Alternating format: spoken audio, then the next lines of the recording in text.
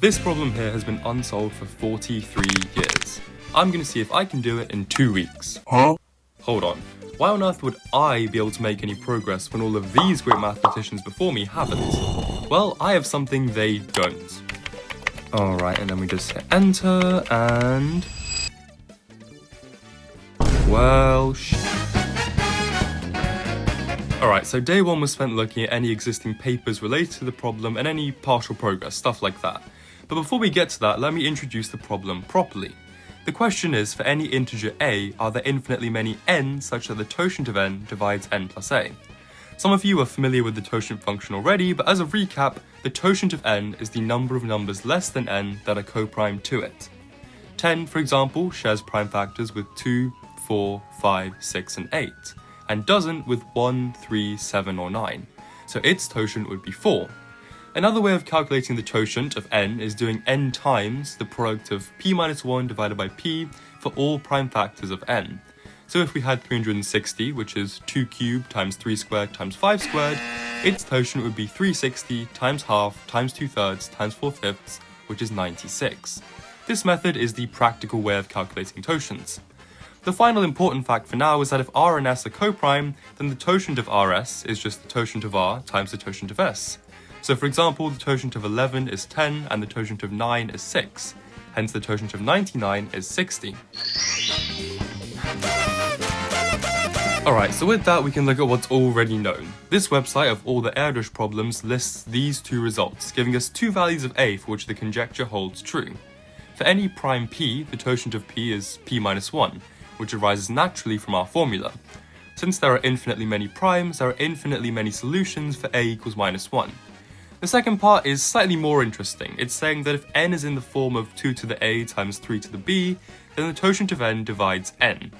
And this isn't too difficult to prove, because if the number is just the power of 2, then the totient of 2 to the a is 2 to the a minus 1, which obviously divides it. And if the number is a product of 2's and 3's, then the totient of n will have this cancellation here, giving us a third n, which again obviously divides n. Since there are infinitely many numbers of these forms, this proves the conjecture true for a equals 0. After that, I turned to the internet to see if anyone else had worked on the problem, and I found one paper by a certain Idriss Olivier, a master's student at Marseille University. Now this paper is great. It doesn't solve the full problem, but it's full of good ideas, which I'll talk about as and when they become necessary. The first of these ideas comes from section 7, a GCD in prime power obstruction. Now I'm going to be honest, at the time I didn't understand much of this page, although I did reach some of the same conclusions later, but at this point the one thing that stuck out to me was this first part here. If the totient of n divides n plus a, then that implies that the GCD of the totient of n and n divides a. This is hopefully kind of obvious, but if not, then Olivier provides a very short and very concise proof of it.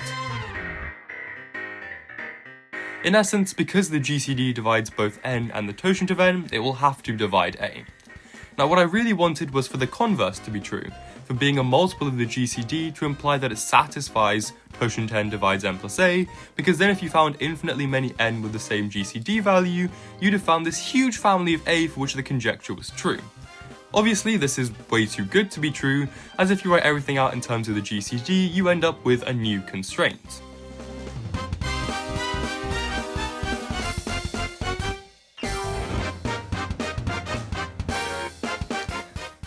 But I didn't want to give up straight away, so I tried to find a formula for the GCD, which involved writing the totient of n like so. Now at this point I spotted the second section was common to both n and the totient of n, and although it wasn't the GCD, I realised that the GCD part of this whole setup wasn't really relevant. All that matters was that we had something that divided both the totient of n and n. So I used that and declared that a was equal to big K times p1 to the a1 minus 1 times p2 to the a2 minus 1, and so on and so forth.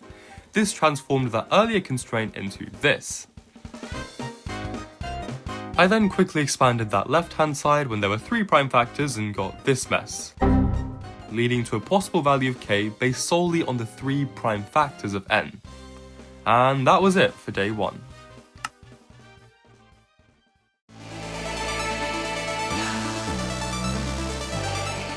I continued with this approach, expanding the left-hand side you'd get with 4 prime factors, giving me this long expression that frankly wasn't particularly useful.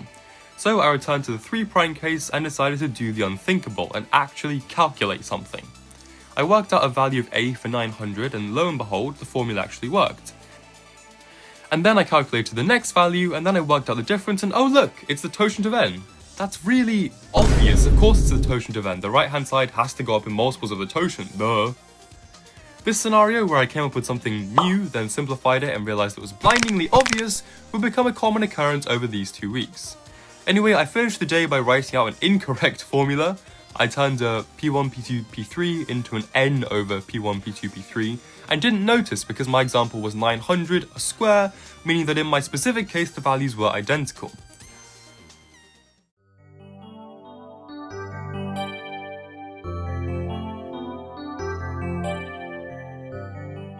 The first part of the day was wasted running along with that incorrect formula from day 2.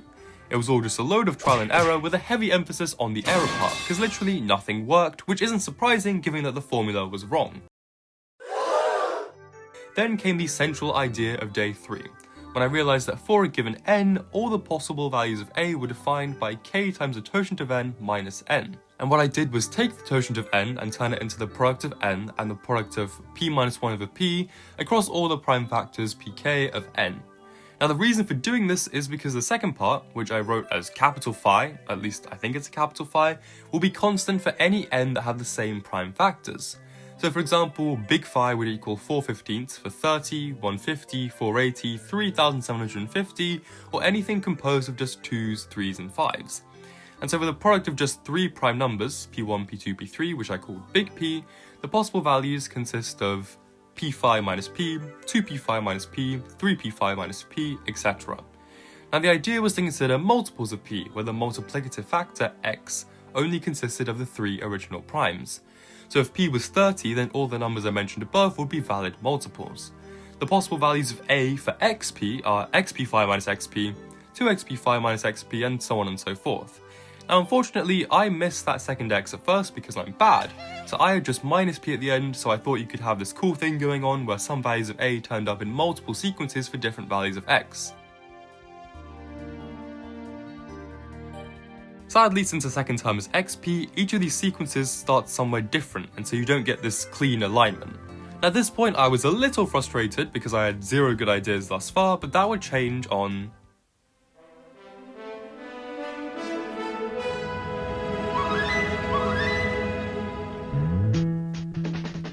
I went back to basics today and rewrote the problem as a equals k totient n minus n, where k is a natural number. And then if we recall our earlier formula for the totient of n, where we wrote it out in terms of just the prime factors of n, we get this here.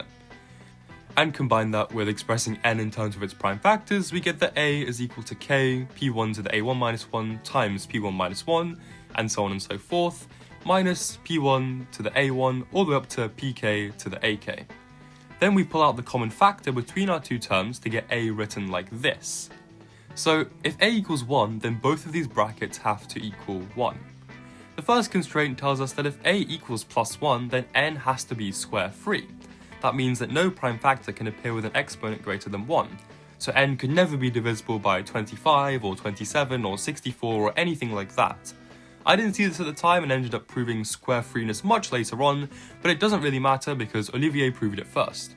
What I focused on instead was the implication of the second bracket, because rearranged it tells us that 1 plus p1 multiplied by p2 all the way up to pk over p1 minus 1, etc. up to pk minus 1 equals k for some natural number k. Now the first conclusion you can draw from this is that n would have to be odd, because if it was even then the numerator would be odd overall, whereas the denominator would be even, so k couldn't be a whole number. Now in hindsight this is pretty obvious, but I felt pretty cool when I came to that conclusion. Then as the day drew to a close, I wondered if we could get an upper bound on the left-hand expression, if there was some way to constrain it and maybe show that a equals 1 had finitely many solutions.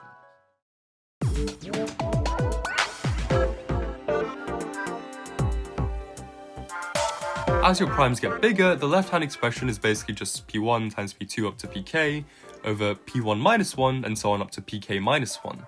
So we can just investigate this expression because it's just a little simpler to deal with. And also, now that we're dealing with this approximation, we can rewrite it as p1 over p1 minus 1 and so on and so forth. If you fix the value of little k, then at some point you'll reach the largest possible combination of primes for which this fraction is greater than 2. After that point, you can change any of the primes to any bigger prime and the expression will be less than 2. So for example, with k equals 2, this tipping point is when your two primes are 3 and 5. The approximation is 15 over 8, but if we do the real calculation, we bump that up to 16 over 8, which is an integer 2. But if we change either 3 or 5 to a bigger prime, we're making one of these fractions smaller, so the product is smaller, so it's less than 2. Notice though that it can never be less than or equal to 1, since p1 is greater than p1 minus 1, p2 greater than p2 minus 1, etc. So what we've just shown is that for numbers with only 2 prime factors, 15 is the only one that satisfies totient of n divides n plus 1. Trying k equals 3, i.e. n has 3 prime factors, we have two choices. Either we build off of what we already have, or we start with 5 and 7 as our two factors. If we do the latter and try the next biggest prime, 11, we fall short at 385 over 240, which is a far cry from the 479 over 240 we would have needed. If, continuing with 5, 7, 11, we let k equals 4, we still can't make it. In fact, with this chain, it's not possible until k equals 7 that we're able to get a product over 2. The exact value of p we need is 39.2 something. So this product here would be greater than 2 for primes less than 40. So I was out of luck and couldn't strike the product starting with 5 off the list of potential candidates. But at this point it was all getting a little computationally tedious, so I decided to look back at my first success, the chain starting with 3 over 2 times 5 over 4. As it turns out, this chain does yield another successful n. You end up with 255. The next successful number n is 65,535, or 255 times 257. And then after that it's 4,294,967,295, which is 65,535 times 65,537.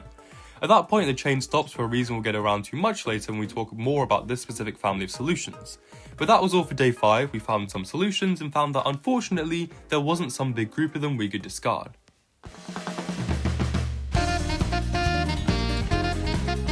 Yesterday, I didn't really leverage the fact that we were dealing with primes. The maths could have worked out just as well if we were using only squares. Now every prime bar 2 and 3 can be written in the form 6n plus minus 1, and so I considered what would happen if we had only 2 prime factors, both of which were of the form 6n plus 1. Simply doing the math here, we end up with 1 plus 6 times m plus m plus 2 divided by 36nm. Unless n is 1, then nm is always greater than n plus m, which means that this fraction is always less than 1, so the value you get is always somewhere strictly between 1 and 2, so it can never be an integer. If n is 1, then you can check and confirm that the fraction will still be less than 1. So what this means is that no semi-prime, with both of its factors in the form 6n plus 1, could possibly satisfy the totient of n divides n plus 1. And then I continue, looking at what happens when we have 3 factors in the form 6n plus 1. We end up with a similar looking fraction, and if we test out 1, 2, and 3, we find that the fractional part falls short of 1 by quite a bit. Since using any bigger primes would result in a smaller output, we don't have to worry about any numbers with 3 prime factors in the form 6n plus 1 satisfying the conjecture either. Now at this point my hopes were up. I was thinking maybe we could discard all numbers with only prime factors in the form 6n plus 1. But alas, it was not to be, because in general, if you were to have k prime factors, then you get an expression equal to this.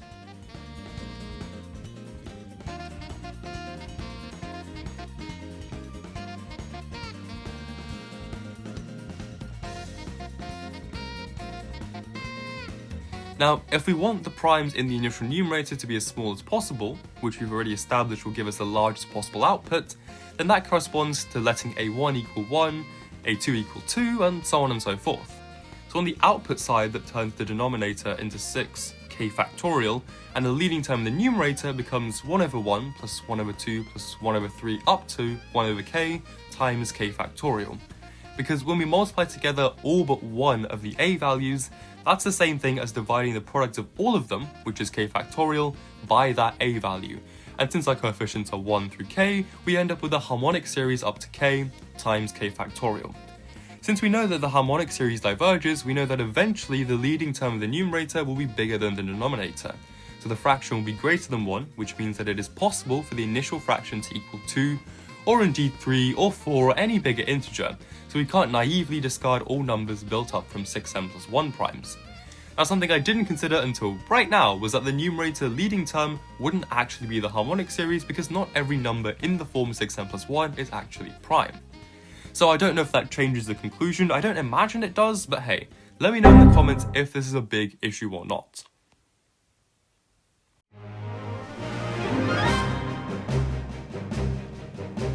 Today was a real mixed bag. We started off kind of I tried to do something interesting with modular arithmetic and setting up these congruences before I realized I have no idea what I'm really doing. Like, I'm setting up all of these constraints and I don't know how to solve for them or to get any result out of them. So I moved on and I tried considering what happens if a equals 2. So we're going all the way back to this equation here, and we have that either the first bracket is 2 and the second bracket is 1, or the first bracket is 1 and the second bracket is 2. Now, if the first bracket is 2, then that means that n is divisible by 4, and hence even, which means that the second bracket is 1 plus even divided by even, which will never be an integer. So it must follow that the second bracket equals 2, and since in this rearranged version the denominator is even, the numerator must be even, and thus if a equals 2, then n must be even. Now again, this is a really overkill way of proving it, but hey, this is what day 7 looked like. But after that, I kinda coked, I'm not gonna lie. I wanted to prove that 1 plus p1 times p2 up to pk over p1 minus 1 times p2 minus 1 all up to pk minus 1 would diverge as you kept on including more and more primes, and that moreover it could do so no matter what the smallest prime was. So essentially I was trying to show that there was no prime factor a number needed to have to satisfy totient of n divides n plus 1. First thing you do is ignore the 1, okay, nobody cares about it. This allows the whole thing to be written more nicely because now we can log the whole thing and turn this product into a sum.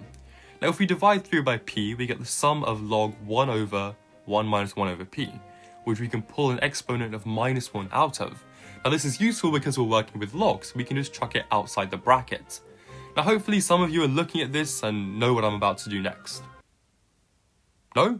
Well, what you can do is write this as log 1 plus minus 1 over p, and then use the Taylor series for log 1 plus x to get minus 1 over p minus 1 over p squared over 2, and so on and so forth. I'm not saying all these minuses, but what you end up with is some really nice cancellation, and you get 1 over p plus 1 over 2p squared plus 1 over 3p cubed, etc.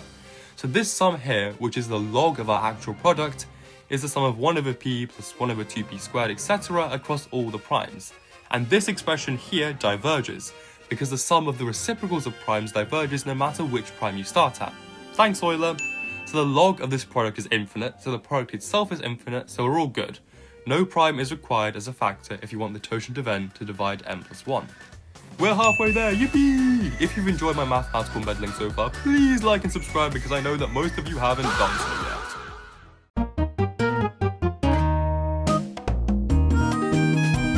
At this point, I decided to give the a equals 1 case a rest, and instead focus on the relationship between different solutions. For example, I quickly realized that every solution n for a given a corresponded to a solution for 2a, which I've outlined the short proof for on screen, hopefully. And then by extension, that means that a solution for a is a solution for not only 2a, but also 4a, 8a, 16a, etc. So if we prove that there are infinitely many solutions n for a given a, we've also proven that there are infinitely many solutions for all 2 to the k times a. Now that was a cool result, but it was about to become completely redundant in light of what I did next. Suppose that the totient of n divides n plus a, and the totient of m divides m plus b. If m and n are co-prime, then the totient of nm is the totient of n times the totient of m. So what we can do is we can multiply these two together to get that the totient of n times the totient of m divides n plus a times m plus b. And then if we expand all of that, we get this. Now notice we have nm on both sides, which means that this bit here, which I'm going to call c for now to avoid confusion, has a solution of nm. So what we've done is we've taken a solution for a and a solution for b and turned it into a solution for c. Okay, now here's the clever part.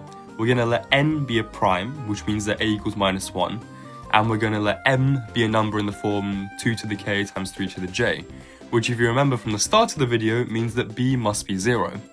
So if we substitute all these values in, we end up with c equals minus m. Now notice how for a given m, the prime we choose doesn't change the value of c, but it does change the value of nm, the actual solution. Here, let's do an example. let's have m be 6 and n be 5. So c equals minus 6, and the solution in this case is 30. If we change n to 7, then c is minus 6, but the solution is 42. If n is 11, c is minus 6, but the solution is 66. And because there are infinitely many primes, minus 6 has infinitely many solutions. In fact, every number in the form minus 2 to the k, 3 to the j, where k is greater than 0, has infinitely many solutions, satisfying the conjecture. Now this is absolutely huge, but a certain somebody already proved it ages ago, so yeah, who cares? Then I thought I was about to prove something new, but it turns out I just can't expand brackets to save my life. So I regressed to my old habits and tried the general case if both n and m were primes. Now this was a fair amount of computation which I cannot be bothered to redo, so enjoy. But eventually what we got to was this here.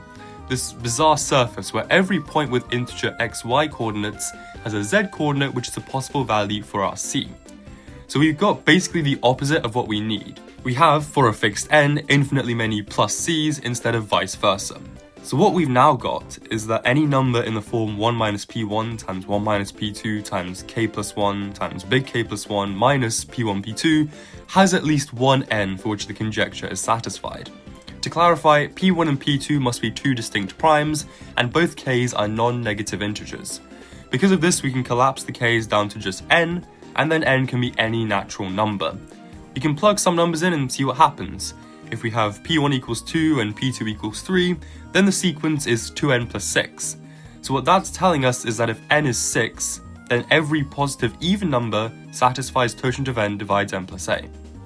Now the keen-eyed among you will have realized that this sequence is just totient of p1 p2 n minus p1 p2, which you can quickly rearrange to get the original statement. I stopped here, but in theory, if you could prove that a number turned up in infinitely many of these sequences, then you'd have proved the conjecture fully true for the said number.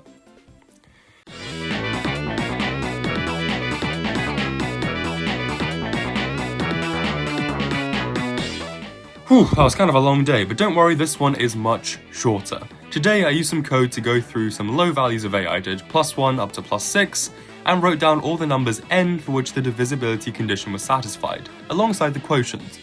Here's a picture of what I got, and the most important thing to note is that all of the quotients settle down into a pattern. For 2 and 4 we have the alternating 3s and 4s, for 6 it's just 4s, and for all the odd numbers it's all 2s. This really surprised me, because part of the challenge of the question is that it's just, does the totient of n divide n plus a? Not is n plus a exactly twice the totient of n, or exactly 4 times the totient of n. And so seeing that for a fixed a, this quotient, this ratio between the two expressions, is either constant or a sequence with period 2, is just really fascinating to me.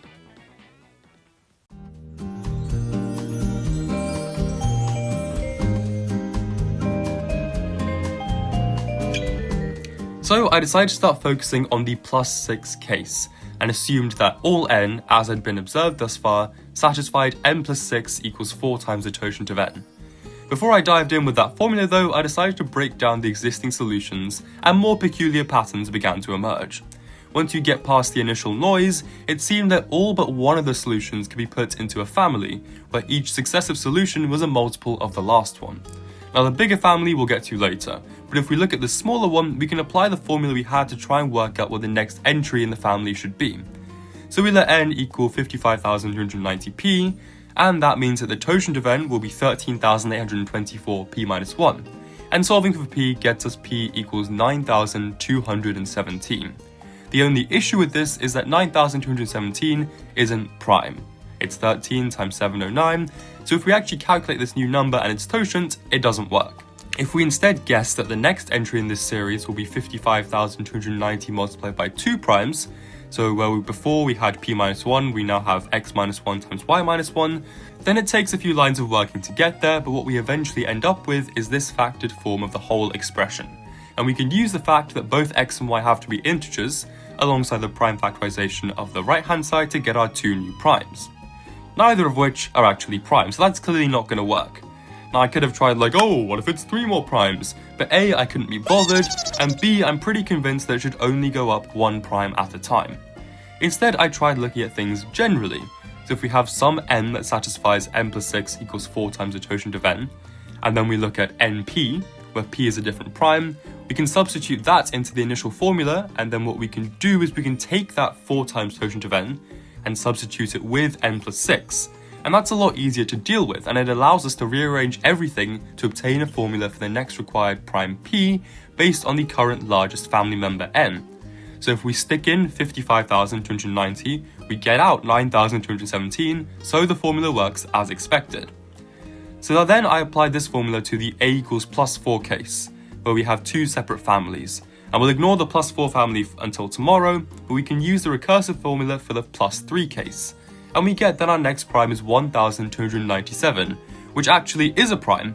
So the next number for which n plus 4 is 3 times the totient of n is 6,718,460.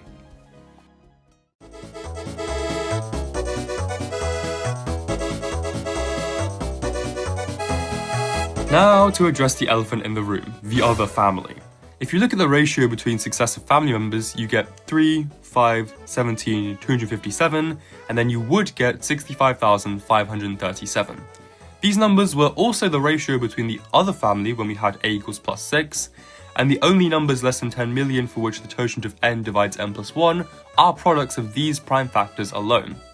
These numbers are called the Fermat numbers, numbers in the form 2 to the 2 to the k plus 1.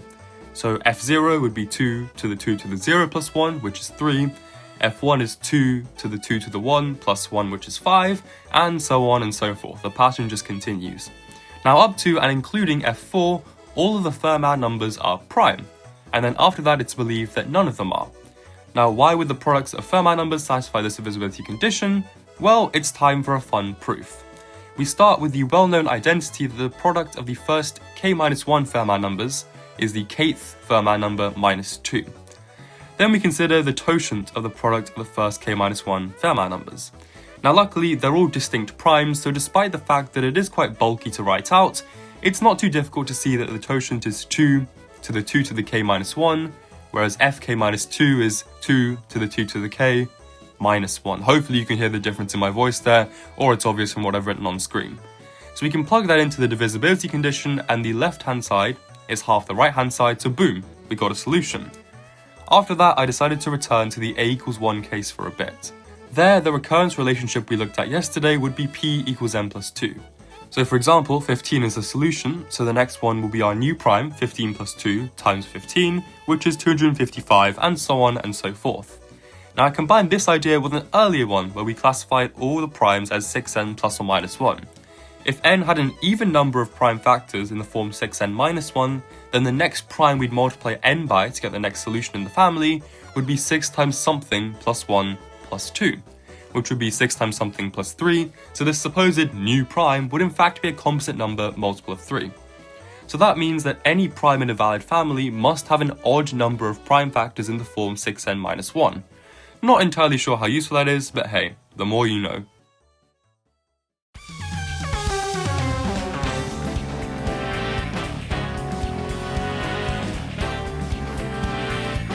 So yesterday we talked about this family, this chain of numbers where to get to the next number you have to multiply by your existing number plus 2.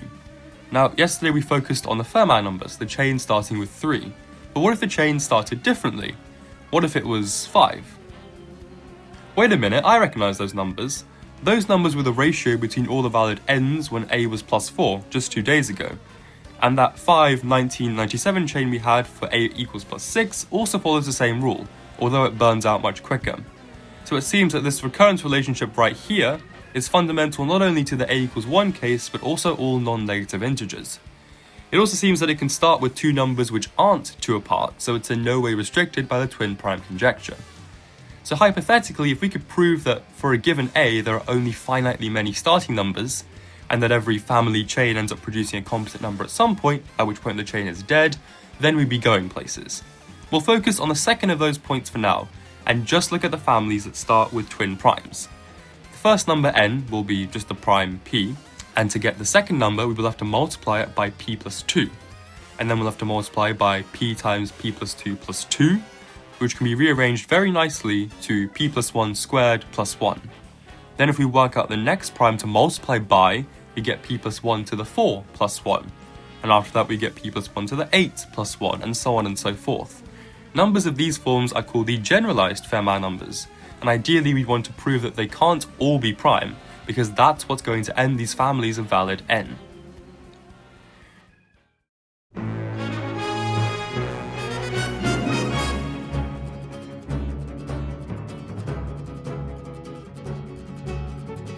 Bruh, that sounds too difficult. Why don't we just take a step back and hone in on the a equals 1 case one last time. Here is the game plan to disprove it.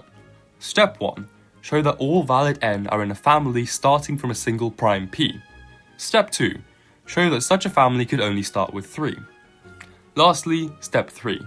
Show that this particular family is finite. The second of those two steps is by far the easiest, because for a prime to start a family, it has to satisfy totient of p divides p plus 1, which means that p minus 1 needs to divide p plus 1. For anything bigger than 3, p plus 1 over p minus 1 is stuck between 1 and 2, and we established on day 4 why 2 can't be part of any chains, so any chain would necessarily have to start with 3. Then we tackle step 3, showing that there is one family generated by 3, and that it is a finite family. For this we can assume that 3p plus 1 equals k times the totient of 3p, and then work through what that implies to get that the prime we multiply 3 by must be in the form 1 plus 4 over 2k minus 3. Since k is an integer, we can show that k must be 2, as all other values of k don't give an integer fraction, and in fact past k equals 4, the fraction is strictly between 0 and 1. I presumed that you could demonstrate that the rest of the family was unique and finite in a similar way, and moved on to step 1, the difficult step. Since we've already done step 2, I decided to focus on showing that any valid n must be divisible by 3. My first instinct was a proof by contradiction, starting with the assumption that n wasn't divisible by 3. This was useful because it let me assume that all of the prime factors were in the form 6n plus or minus 1. I didn't get anywhere with that, so I considered the fact that all the primes are also in the form 4n plus or minus 1. So the right hand side is congruent to 0 or 2 mod 4, depending on whether there were an odd or even number of primes in the form 4n minus 1. On the left hand side, every p minus 1 constitutes a factor of 2, so when there is more than one prime, this side is 0 mod 4. Hence there must be an odd number of primes in the form 4n minus 1. And this is just a generally true statement, it has nothing to do with the threes.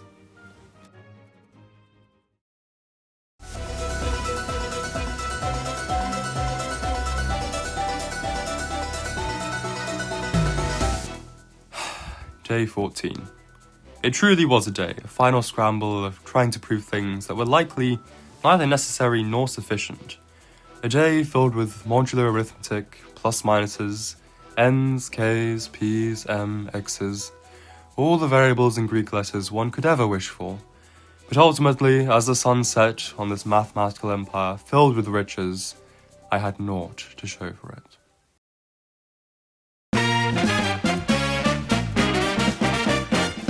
So there we go, that's how the 2 weeks on Erdős problem 828 went. Personally, my guess is that the conjecture is false and that there are only a finite number of n for a equals 1. I think every other case might work, but I just have this hunch that it doesn't work for 1.